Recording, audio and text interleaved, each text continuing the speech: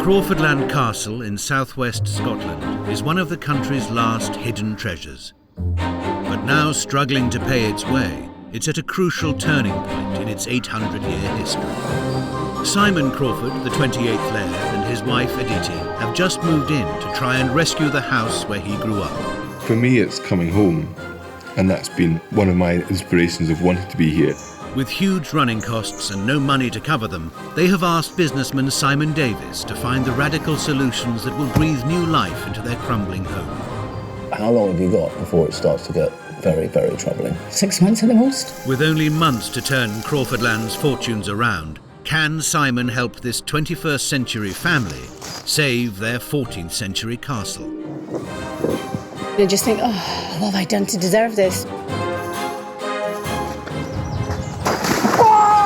I don't feel that we've got as far as I'd like to have got. They're ruined. I've never done haggis pakora before. Putting it bluntly, at the moment, would this make the grade? Not yet. It's going to be all hands on deck if we're going to make this work. Yeah, I'll give it.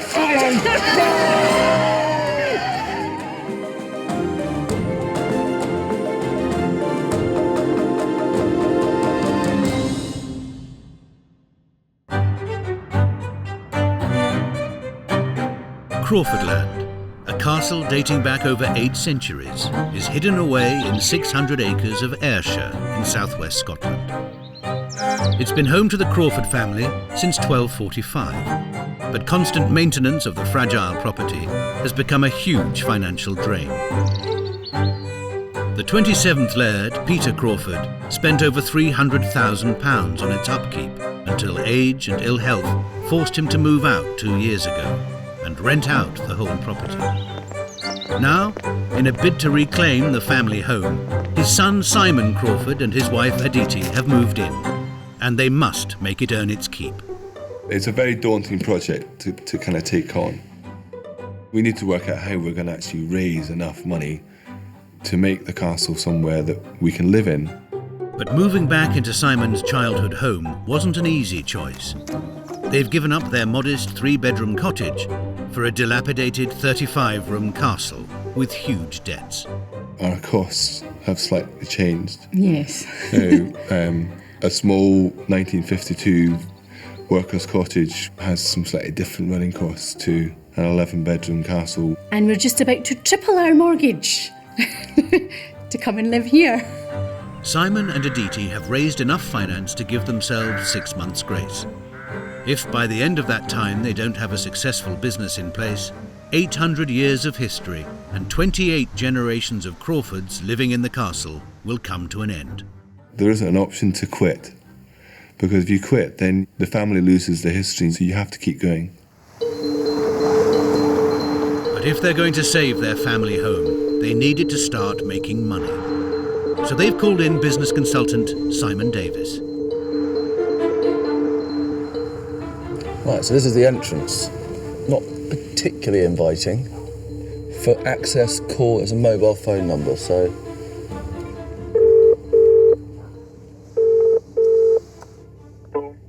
Hello, is that Simon Crawford? Yes, it is. Hello, it's Simon Davis here. I'm at your gates, and can you let me in? What? Yeah, of course. I'll hang up and I'll let you in. I'll see you in a couple of minutes.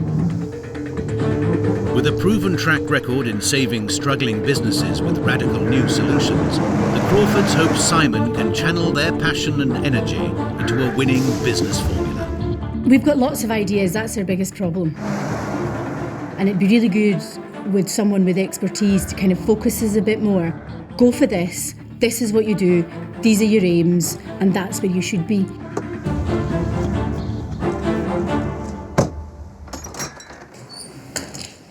Simon. Hi, Simon. It's Simon Davis. How do you do? My wife Hi. Aditi. Aditi, how do you do? Good, thank you. So Craufurland. This is your new home, I believe. It's our new home. So how long have you actually been here? 800 years. 800 years? Yes. Yeah, you look fresh on it. Thank you. Now, how long have you actually lived here yourselves? Though? 2.5 weeks. Just 2.5 Yeah. weeks. So this is all very new. Indeed it is. I look forward to hearing more about it when we go inside. Should we go inside and I can come on take a in. look? You can show me around. Bit of work needed here. Yeah, there's a bit of paint work to do. Interesting colour.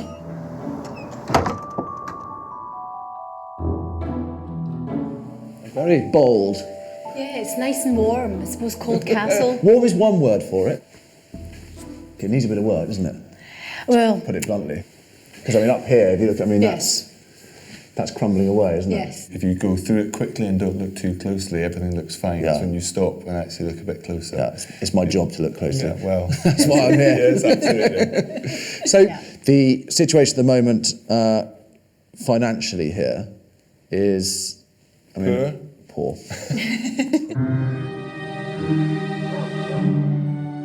Simon Crawford manages the 600-acre estate, but Aditi, who works full-time as a medical rep, is the main breadwinner. I get scared all the time. I worry what's going to happen and how we're going to pay all the debts back and what if it doesn't work. And yes, I do have my moments of darkness and doubt, but I think, what have I done? But Craufurland is more than just a family home that needs to be saved. It's a monument to British history, with a 17th century plaster ceiling decorated in preparation for a visit from Charles I, a 19th century tapestry made for Simon's great-grandfather, Viscount Kemsley, and letters handwritten by Mary Queen of Scots. Bloody hell, that's another good colour you've got in here. And beyond the acid yellow walls, the library boasts a collection of over 2,000 books, some dating back to the 1500s, and family trees showing links to the 13th century rebel fighter and national hero, William Wallace. Just seeing all these wonderful old leather-bound books here, you know, it really reeks of history. Yeah. What's the really exciting bit of your family history? What's the bit that people can really get their teeth into? Well, our connection to William Wallace is quite a good one. Wallace's mother was a Crawford. So you're a direct descendant of William Wallace, then? Yes. Doesn't get much bigger than that No, in it's Scotland, does pretty it? good. It's pretty good. Yes. I mean, potentially you've got one of the last great unlocked Scottish castles, Yeah. which is exciting. 30 years ago, to try and generate some much-needed income, Simon's parents divided the castle to create a separate rental property. Known as the Tower House, it has its own kitchen, 5 bedrooms, 2 bathrooms, and a grand Georgian drawing room. The Crawfords plan to rent it out for self-catering holiday lets, with accommodation for 10 people and charging up to £1,500 a week. To get a better understanding of how it might work, Simon Davis will be staying the night. It's a pretty impressive space, isn't it? It used to be the dining room when the house had its last kind of building period in the Victorian times. So this would have been the banqueting hall. So I'm sleeping up there? Yes. And if this area would be part of the self-catering area? Well, this would be a suite. Excellent. Thank you very much. I better get my bags, actually, because I don't have my stuff, so I'm just going to nip down and get that. Spending the night will give Simon the crucial time he needs to formulate his business plan to save the castle. And to find out more, he's going to have dinner with the Crawfords. Oh, where's the hand for serving the rice? Moving into the self-catering and hospitality industry is a world away from the Crawfords' backgrounds of estate management and medical sales. Simon Davis is concerned that they are taking on an area of business they know nothing about. We have no experience of hospitality at all, other than that we used to throw the odd small dinner party at the cottage. So this place faces quite a big challenge for us with regards to that. I hope he likes Indian food. Oh, we should have got peanuts. Good evening. Evening, how are you? How are you? Happy to see you again. Yeah. So do you like hosting? Are you into the idea of hosting people? We did it more, didn't we, before the kids? But yes. It's a big difference, though, isn't there, between having dinner parties and hosting your friends and hosting paying punters? We're both signing up for it anyway. The Crawfords have increased their total borrowings to £725,000, which will allow them £80,000 for immediate repairs and maintenance. They may have moved in just under 3 weeks ago, but Simon wants them to face up to the seriousness of their financial situation. What, in your estimation, is the annual cost to live in the castle, upkeep? 30,000 a year. About 30,000 a year. Yeah, that's kind of insurance, Heating, tax and council heating. tax, electricity. What about maintenance? I've seen, as I've been around, there is quite a lot of work that needs doing here. Potentially up to £100,000. Unfortunately, that doesn't even start painting the hall. I'm not even going to ask you for a number for a total renovation. I'm talking about the stuff that immediately we'll be doing in the ideal world. Yeah. I mean, are you aware of the difficulties that you're facing? Oh, definitely. Mm-hmm. I mean, we need to make it a success, and we need to make it a success quickly. You know. How long have you got before it starts to get very, very troubling? 6 months at the most. We need to be in a position where we feel confident that we've got a business that's going to work come end of March, end of April. Mm. It's going to be all hands on deck if we're going to make this work. They are in serious financial straits, you know. They're mortgaged to the hilts. They've got huge amounts of upkeep, potentially huge maintenance problems. And at the moment, I can't quite see a way out of it. With the castle in dire financial straits and just 6 months to reverse its fortunes, Simon must find a solution for Craufurland quickly. Your financial situation is perilous. But he's only just scratched the surface. This is where the romance of owning this castle ends. The place is an absolute mess.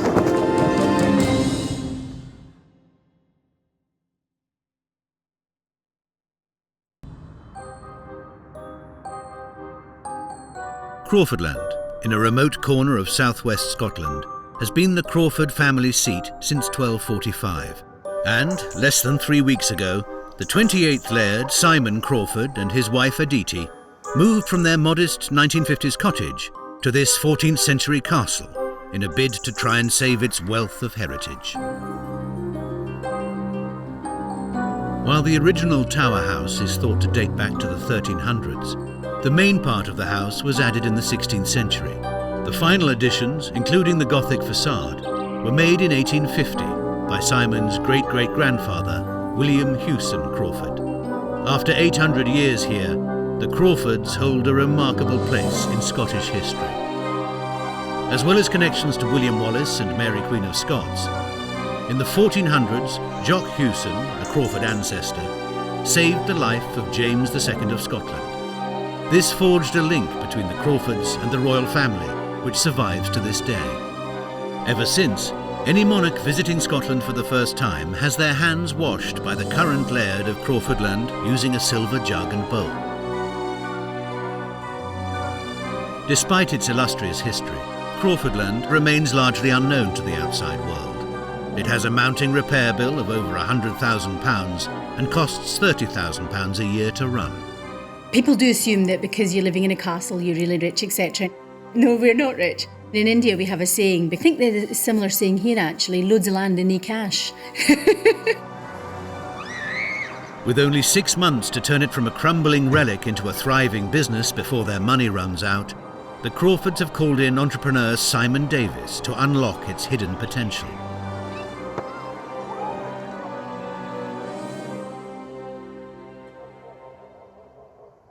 Simon has spent the night in the half of the house which the Crawfords hope to run as a self-catering holiday let.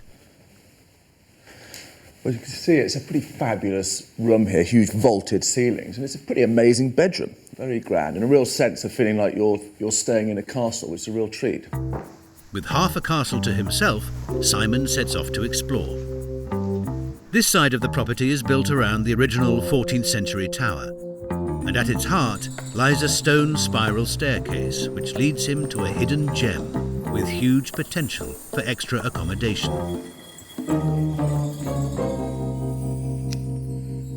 Just brilliant coming up those stone spiral staircases. Really gives you a sense of being in a castle, and we're at the top here and you can see all the castellations outside. It's a real sort of famous five feel. This room at the moment is a complete tip, obviously, but that can be sorted out. This is a great potential space and they need to do something with it and make it earn money.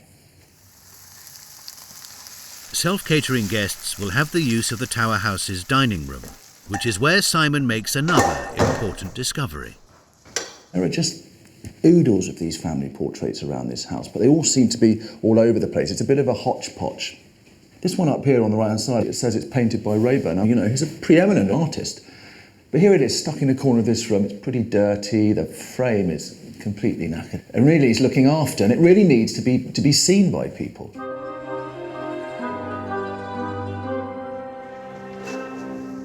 But at Craufurland, it seems that for every treasure, there is a hidden horror. This is where the romance of owning this castle ends. I've just come up one of the stone spiral staircases and the place is an absolute mess. It looks like it's completely falling down. I'm not even going to go through there, because if I fall through that roof, I'm going to go arse over tit through King Charles I ceiling, and that will not go down very well.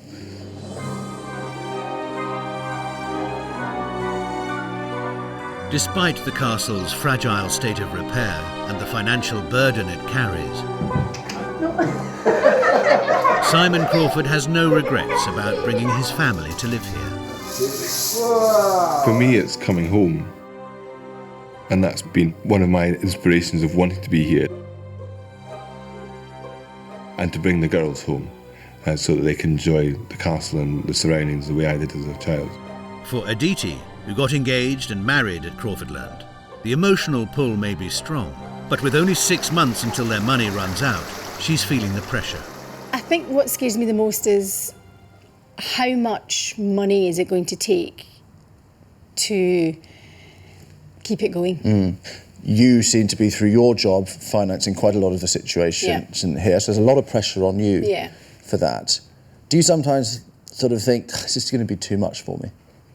Yeah, sometimes I do, and I just think, oh, what have I done to deserve this? But I think the one thing Simon and I have in common is we're both fighters and we're both drivers, and we just keep going and keep going and keep going. Craufurland is just 30 miles from Glasgow, but the problem is, it remains largely unknown to visitors.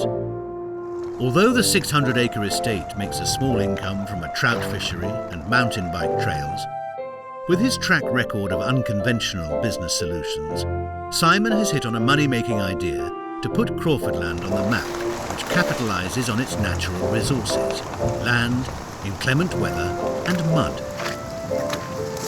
Thanks very much, Kester, for joining me down this grisly day. Simon's invited Kester Wilkinson, whose company specialises in extreme endurance races, to come to Craufurland in the hope that it is suitable for the latest sporting craze of mud running.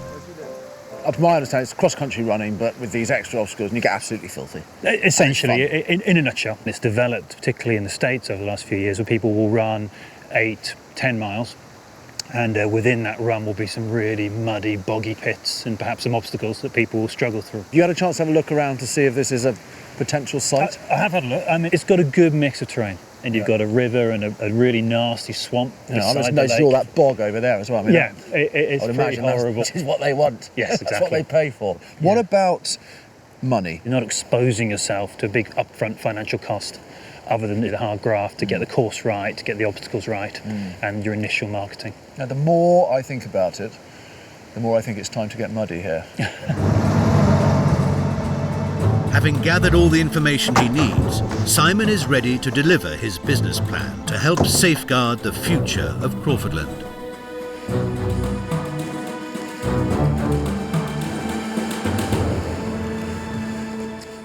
You've only been here 2.5 weeks. Appreciate that. But I think it's going to be a very short honeymoon period. Your financial situation is perilous. Simon thinks that what will save Craufurland is not just a run-of-the-mill self-catering holiday let, but something that only the 28th Laird can offer.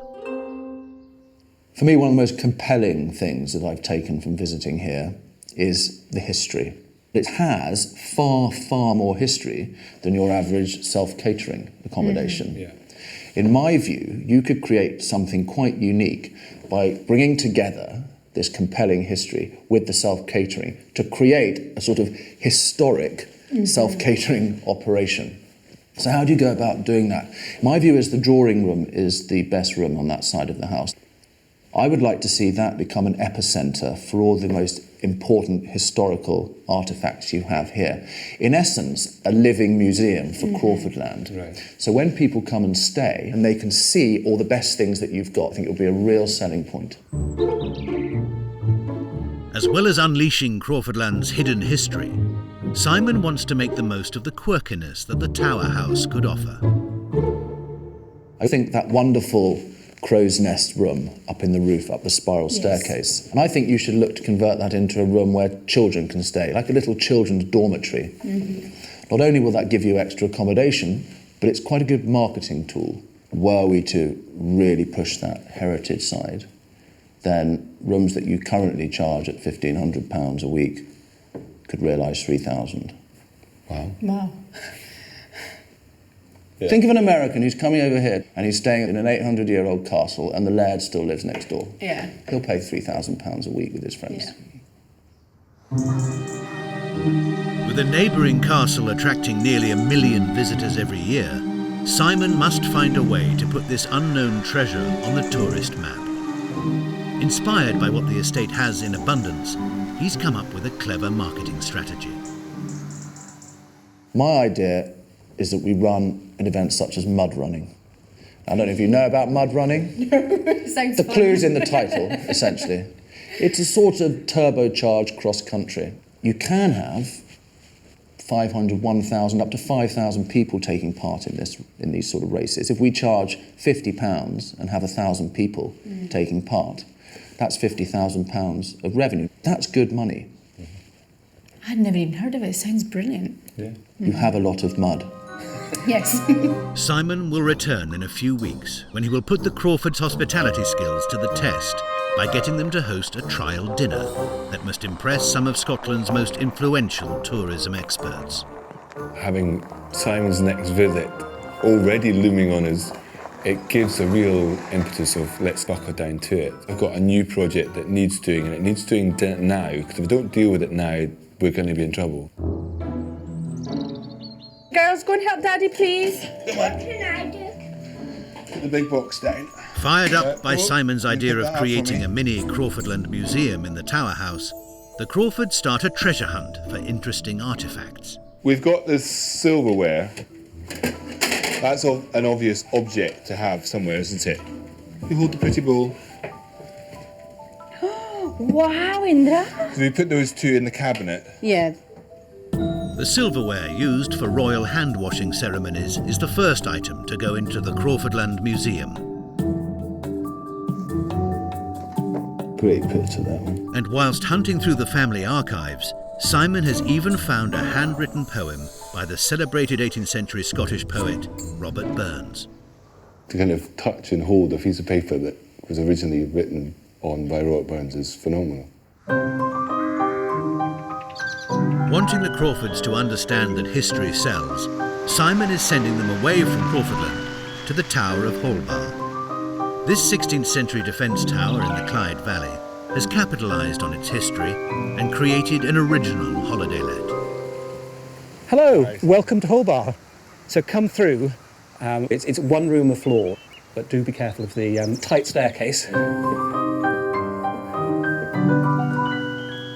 This house may sleep only 7 people, less than the capacity of Craufurland, but its historic charm means that guests are willing to pay up to £1,200 a week. And then through into the Great Hall. It's not that great in scale, but Wow. this is the main living room of the castle. So if we come through yet another flight of stairs. My goodness. So we've now reaching the top of the tower, and you come outside onto the parapet, and then go in to the double bedroom, up in the garrets. The garrets. That's Yes. the correct word. That's what we should call it. Yes, the garret. The garret. It's the largest bedroom, although you have to go outside to get to it. But it's quite a long way to the loo. And of course, you then have the other door onto the other parapet walk. Oh, And wow. here, isn't it wonderful? So that is Holbar. Inspired by their visit to the Tower of Holbar, the Crawfords get straight to work on their own self-catering tower house. We've done some decorating the house, kitchen, dining room and the stairs. That was involved taking all the pictures down. Cleaning the frames. And then we cleaned all the frames while they were down. It's one of the ladies of Craufurland, Alicia. Careful. I think it's about right.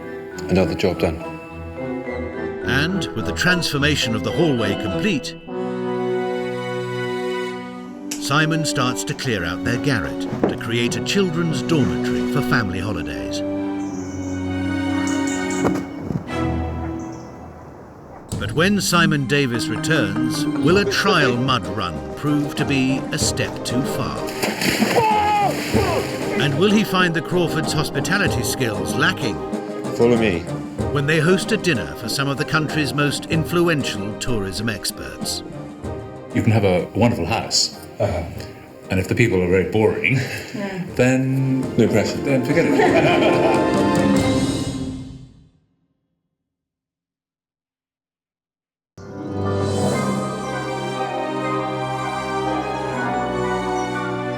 It's January, and at Craufurland, Simon and Aditi have only enough money to last until the tourist season begins in April. So it's crucial that they have their historic self-catering operation open in time. With no margin for error, businessman Simon Davis is returning to Scotland to make sure they're on schedule. So this is one of our big changes. I can see you changed the colour. If you like. Well, I like it because it's much, much lighter. Yes. And gives much more sense of space, and it shows off the paintings much better. I'm not a huge peach fan, personally, but I think it's a marked improvement on what you had before. Although the redevelopment of the self-catering is making good progress, the castle's biggest problem is that it's hidden away from the outside world. Simon Davis has suggested hosting a mud running event that should draw in visitors and show off what Craufurland has to offer. Come on, dogs. Let's With go. the first mud running event scheduled for just 2 months' time, Simon wants to ensure that the course is absolutely right. So what's the form? What are we going to do? Events organiser Kester Wilkinson has returned to lead the way. Okay. And how long would it usually be? Well, this course we're going to look at is about 10k. But 10k? We're not doing that now, are we? We'll do most of it. I'm being beaten by a three-legged dog. It's not good luck. We're the guinea pigs, basically. Simon Davis wants this to become a regular event at Craufurland. Although their first one may only attract a small crowd, an established mud running event could raise up to £50,000 in ticket sales. Whoa, whoa, whoa. Oh, Jesus. Told you it was funny in here. Whoa. I've lost my shoe. You lost your shoe. Lost my bloody shoe already. So what do you think of the course? Yeah, I mean, you can't run through mud like that the whole way. No. But coming down onto the field, onto the river, and then up, it's just really lovely. And you want people to have a nice cross-country run. You don't want them to have a miserable time, so you want them to show them all the estate has got, really. Is it a good idea to wear trousers? Well, I'd start with doing up your shoelaces.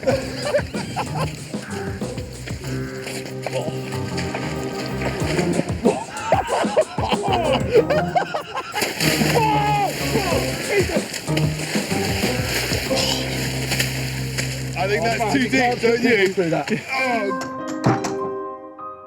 While Simon hopes that mud running will put the estate on the map, his plan to get the castle to make money is to put a new spin on the self-catering holiday experience. He wants the Crawfords to make a feature of the castle's extraordinary history. On his last visit, Simon unearthed a painting said to be by the eminent 18th century artist Raeburn. I've taken the Raeburn off the wall so we can have a good look at it on an easel upstairs. Oh, brilliant. He's invited James Holloway, director of the Scottish National Portrait Gallery, to verify its authenticity. So James, tell us a little bit about Raeburn. Well, he was the sort of preeminent portrait painter in Scotland in the sort of 1790s, right up to his death in 1823. He painted really the great and the good of Scotland in the early years of the 19th century. He's a fabulous painter. Mm. And is this a Raeburn? Can I look at it with a torch? Of course, yeah. What are you looking for when you're doing that, James? Looking at the quality of the painting of the eyes to see how good it is. There were one or two Raeburn imitators who are not nearly as good, and things like the eyes sort of just give you a little idea. Raeburn was really deft with his use of paint, and just little flicks just animate everything. And is it a Raeburn? Yeah, absolutely. It is? No, it's very nicely observed. To relief. Yes, yes. It's so nice to come into a house like this, which has such fantastic rich history. You just look round the walls and the families here. It doesn't mean that they're all by the greatest artists of their time. Yeah. I'm rather fond of her because I love that sort of matron's cap of about sort of 1705, 1710. We're looking at Scotland about the time of the union with England. It's when Queen Anne was on the throne. Great frame, you know, it's all original. I mean, that's something that really sort of thrills me. See something like that in a house like this, it makes sense here. But such a treasure trove is useless when it's completely unknown to the outside world. So tonight, to show off the castle's history and test the Crawfords' fledgling hospitality skills, Simon wants them to host a dinner for some of the most influential figures in Scottish tourism, with the Laird sharing some of his wealth of historical knowledge. I think Aditi and I both like to kind of fly slightly by the seat of our pants, so that's probably the way tonight will go, and hopefully it will be successful. As it's the 25th of January, the Crawfords have made the bold decision to host the first ever Indian-themed Burns Night dinner. I'm trying to get the last bits of the starter ready. I have no idea what I'm going to wear. What colour would Drabby Burns wear? What colour is he associated with? Yes, it's going to be interesting. I'm panicking, that's why I'm rabbiting. We need to move the dogs' beds from just outside the dining room.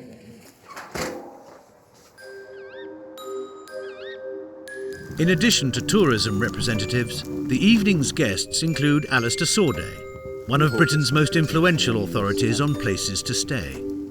His opinion can make or break the reputation of any establishment. The success of the night will depend on the Laird's portrayal of the castle's unique history. Craufurland started its life in 1245, and we've had Crawfords living here virtually non-stop since then. And I hope that this evening you'll enjoy a good dinner, and I hope to also kind of retail some of the stories that go along with the ancestors that go back into Craufurland. Follow me. In your work, do you find that this is being done, this kind of Laird's dinner? Yes, I mean, things? in our bed and breakfast books, for example, in Britain and France, you can find beautiful houses owned by lovely people who will engage with you in conversation over dinner. But the stories must be good ones, you know. I mean, any old story won't be enough. You can have a wonderful house, and if the people are very boring, then no pressure. Then forget it.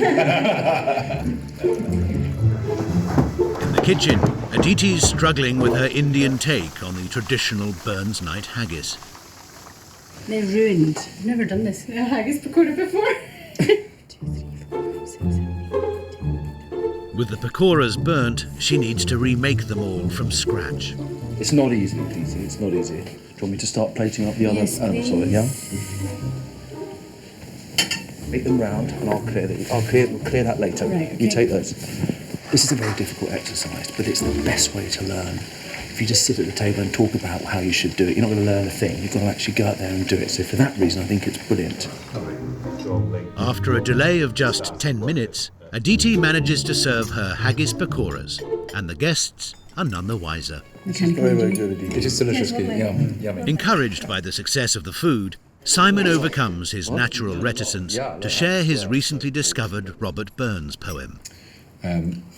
In our research, we found a very exciting piece of paper, which is an original piece of writing by Robert Burns on its original piece of paper. No. You're having a song? No, this is genuine. And it's an epitaph to a lady who has passed away.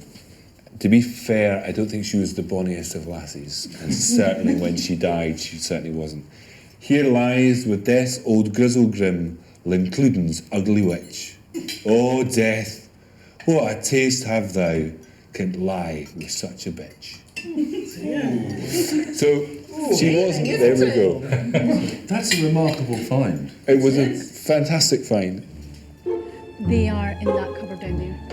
As the evening draws to a close, Simon Davis takes the opportunity to ask the guests what they think of the Crawfords' first attempt at hospitality. I think they're doing a really good job. I mean, I think Simon's they're a little bit nervous, obviously, with good reason. And once they warm up, I think they'll be much more easy. I think we've got the history, we just haven't brought it to life. I think that's the bit that's missing. putting it bluntly, at the moment, would this make the grade? Not yet. No. I think the Indian connection is delightful. I think they just need to learn how to give it panache.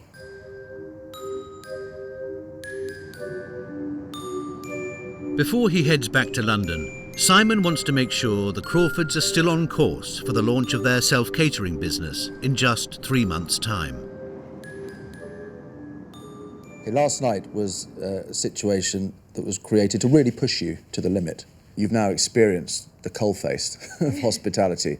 Do you think you've made the right choice? Well, I just hope that we can manage to get all the changes we want to do to the house through quickly, because if we don't get that done, then we're in the concern of kind of missing this year as a commercial year, which could be difficult for us financially to deal with. Is it snowing? It is snowing. Yeah, it's coming down quite strong. I hope you're not going down the M74.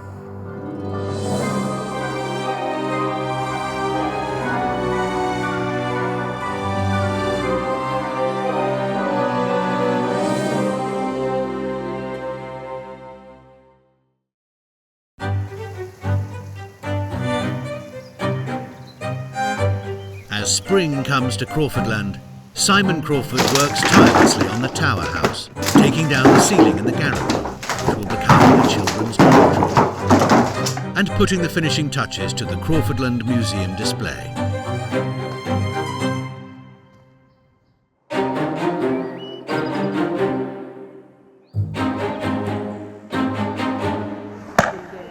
In 24 hours' time, the gates will be thrown open to host Craufurland's first ever mud running event, which Simon Davies believes will finally put the castle on the map.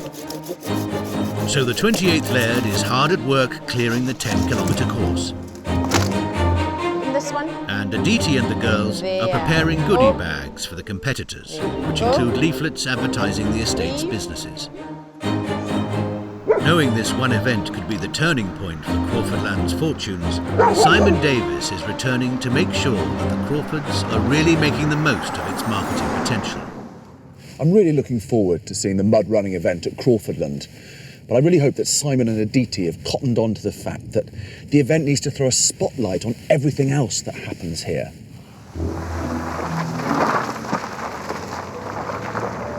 Hi, Aditi. Hi, how you doing? Very well. How are you? T-shirts, not Very too good bad to as see well. you. I'd love to see inside, see what you've been up to. As the mud running preparations continue in the grounds, Aditi wants to show Simon the progress of the garret room in the self-catering tower house. Wow, there's some serious work gone on in here, isn't there? Yes, Simon took the ceiling down. He's taken the horse plaster walls down. So Simon's done all this himself? Yes. Sometimes we'd be thinking, like to have done more, but I think when we're realistic about it, the fact the two of us are trying to do it together ourselves, I think we've done quite a lot. Well, this might look like it's completely and utterly dishevelled, but actually I can see a hell of a lot of work's been done. And this will be the children's dorm, essentially, for when people come for the self-catering. Yeah. It'd be great up here, it'd be fantastic. Big bean bag and TV in the corner, etc., etc. It's great. But as Craufurland is about to be open to the public for the first time in its 800-year history, Simon has found out that the Crawfords are throwing away this huge marketing opportunity by not inviting the visitors into the tower house to show off the historic self-catering business they've created. What you don't want is 100 people coming here and leaving here and none of them knowing that you're going to be offering self-catering. That would be insane. I know you're reticent about it, Simon. I am, because I don't feel that we've got as far as I'd like to have got. When we set out the beginning of this journey with you, I had hoped by the end of it we would be a lot further forward than we are. Well, I think you're giving yourself a tough time. Well, maybe, but that's part of my own critique. I think you should give yourself a break, Simon, frankly, because I think you've done a fantastic job. And I think you should show off a bit about it. I don't think you should be ashamed and say we haven't done as much as we expected to do. Those people won't realise that. Be proud of what you've achieved so far. The fact that you're introducing them to this potential new business, and you've got this captive audience. Mm-hmm. And that was the point of doing the mud running. Mm-hmm. Yeah, I mean, what do you think, Simon? Yeah, I think that's a good way of maximising marketing. Yes. Absolutely. Okay, great, fantastic. Yeah. After 5 months of planning and hard work, the Crawfords have done all they can. Now they can only wait and see if it will all have been worth it. So is this where everyone registers? Yeah. Fantastic. And they can come in, and we have that door ajar a bit, they can see the window. And good. Well, that's the people who start to arrive, actually. Runners are starting to come. So cool.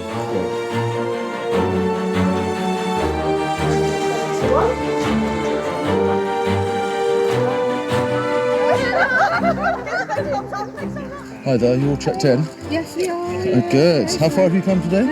354 miles. 354 miles. Hi there, everyone. Hi there, you all ready? Yeah. You ready for the off? Yeah. Well, I've been round the course here, you're going to get filthy.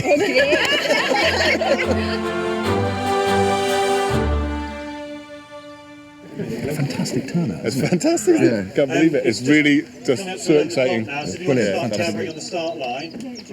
I think you're going to be ready for the off in a minute. Good. Best of luck on the run. There you go. All right. I'll be cheering you on. Cheers. Take care. We're very grateful today. I mean, thank you for coming to our first Mud Runner Equinox in Scotland. Have a good time. Go on the lad.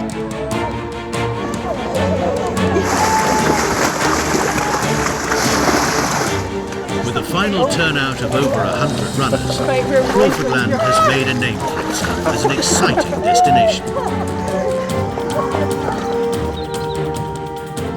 Well done.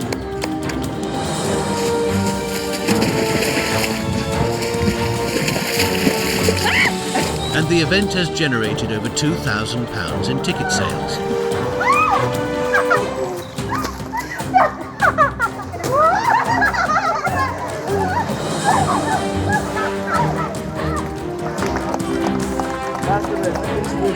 Well done, Alex.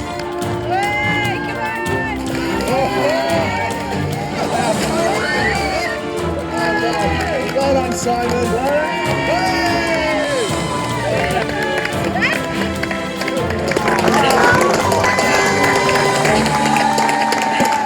Absolutely dead. That was insane.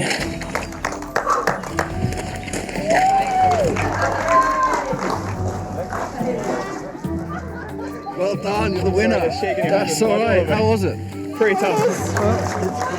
You do it again? Definitely come back, get all my friends to come do it and see them suffer as well. That's what we want to hear. Will you be back to do the next mud run? Yep, definitely. Excellent. I beat my grandpa as well. Oh, you're a wee liar. Enjoy that? Oh, tremendous. Good. You do the next one then? Oh, aye, definitely. Tremendous.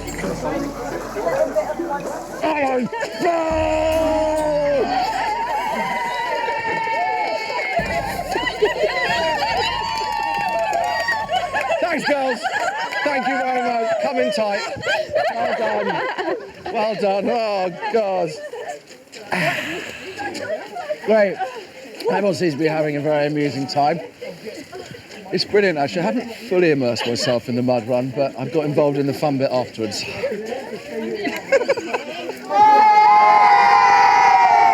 So come on in.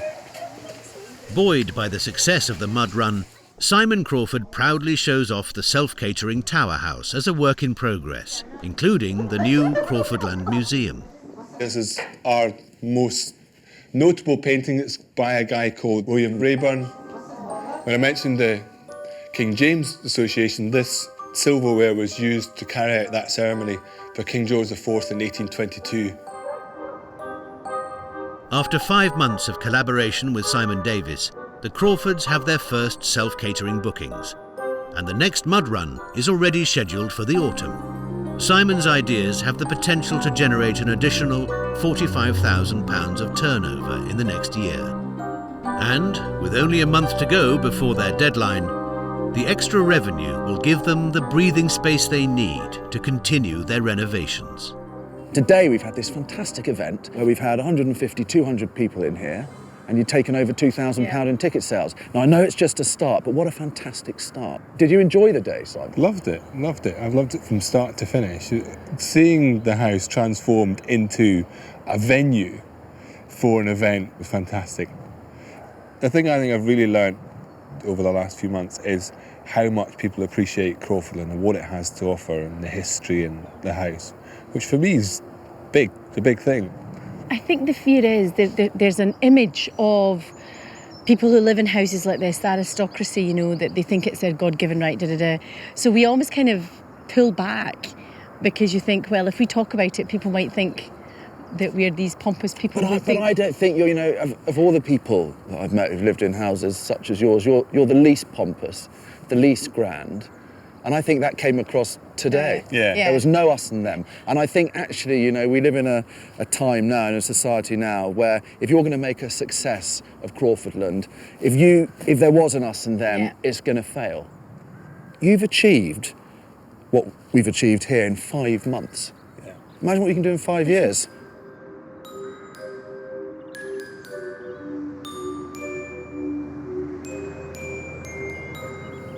I'm so impressed that Simon and Aditi had the courage to take on Craufurland Castle. So many people wouldn't have done. I have every confidence that this home will be in the Crawford family for another 800 years.